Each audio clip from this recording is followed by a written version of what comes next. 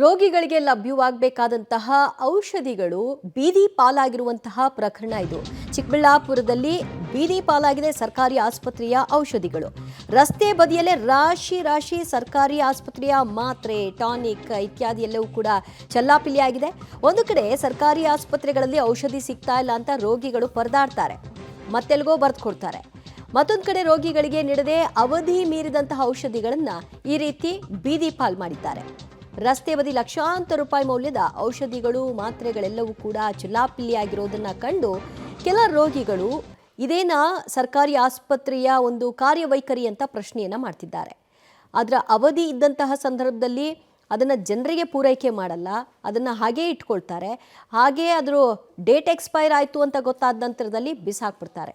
ಪುಣ್ಯ ಅದನ್ನು date expire ಆಗಿದೆ ಅಂತ ನೋಡ್ಕೊಂಡಿದ್ದೀರಿ, ಇಲ್ಲ ಅಂತಂದಿದ್ರೆ ಅದನ್ನು ಕೂಡ ಕೊಟ್ಟು ಒಂದಷ್ಟು ಜನರ ಬಲಿ ಪಡೆದು ಬಿಡ್ತಿದ್ರೇನೋ. ಇಷ್ಟು ರಾಶಿ ಔಷಧಿಗಳು ಎಲ್ಲಿ ಹೋಗಬೇಕು, ಯಾರ ಹಣ ಹೋಗ್ಬೇಕು ನೋಡಿ ಅಲ್ಲಿ. ಇದಕ್ಕೇನೋ ಒಂದು ಲೆಕ್ಕ ಇಲ್ಲ, ಪುಕ್ಕ ಇಲ್ಲ.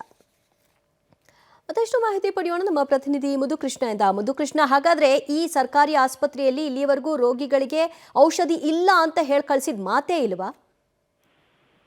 ಖಂಡಿತ ದಿವ್ಯಜ್ಯೋತಿ, ಬಹುತೇಕ ಸರ್ಕಾರಿ ಆಸ್ಪತ್ರೆಗಳಿಗೆ ಹೋದಾಗ ವೈದ್ಯರು ಚೀಟಿಯನ್ನ ಬರ್ಕೊಡ್ತಾರೆ. ಅದರಲ್ಲಿ ಕೆಲವಷ್ಟು ಮಾತ್ರವೇ ಸರ್ಕಾರಿ ಆಸ್ಪತ್ರೆಯಲ್ಲಿ ಸಿಗ್ತವೆ, ಉಳಿದಂತವೆಲ್ಲವನ್ನು ಕೂಡ ಹೊರಗಡೆ ತಗೊಳ್ಳಿ, ಇಲ್ಲಿ ಸಿಗೋದಿಲ್ಲ ಅನ್ನೋಂತ ಮಾತನ್ನ ಸ್ವತಃ ವೈದ್ಯರಿರೋನ್ನ ನಾವು ಕೂಡ ಕಣ್ಣಾರೆ ಕಂಡಿದ್ದೀವಿ, ಕಿವಿಯಾರೆ ಕೇಳಿದೀವಿ.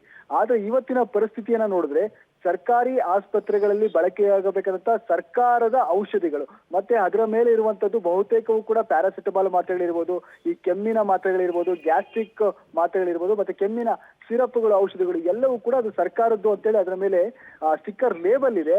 ಅಂತಹ ಔಷಧಿಗಳನ್ನ ರಾಶಿ ರಾಶಿಯಾಗಿ ಇವತ್ತು ರಸ್ತೆ ಬದಿಯಲ್ಲಿ ಬೀದಿಗೆ ಬಿಸಾಡಿದೆ. ಅದು 2022-23ಕ್ಕೆ ಎಕ್ಸ್ಪೈರಿ ಆಗಿದೆ ಅನ್ನೋದು ಅದರ ಮೇಲೆ ಖಾತ್ರಿ ಆಗ್ತಿದೆ. ಆದ್ರೆ ಎಕ್ಸ್ಪೈರಿ ಆಗೋವರೆಗೂ ಕೂಡ ಜನರ ಆರೋಗ್ಯಕ್ಕೆ ಬಳಕೆ ಆಗ್ಬೇಕಾದಂತ, ಜನರ ಹೊಟ್ಟೆಗೆ ಸೇರ್ಬೇಕಾದಂತ ಔಷಧಿಗಳು ಇಲ್ಲಿವರೆಗೂ ಯಾಕೆ ಉಳಿಸ್ಕೊಂಡಿದ್ರು, ಜನರಿಗೆ ಯಾಕೆ ಕೊಡ್ಲಿಲ್ಲ ಅನ್ನೋಂಥ ಪ್ರಶ್ನೆ ಈಗ ಸಹಜವಾಗಿ ಎಲ್ಲರಿಗೂ ಕೂಡ ಕಾಡುವಂತದ್ದು.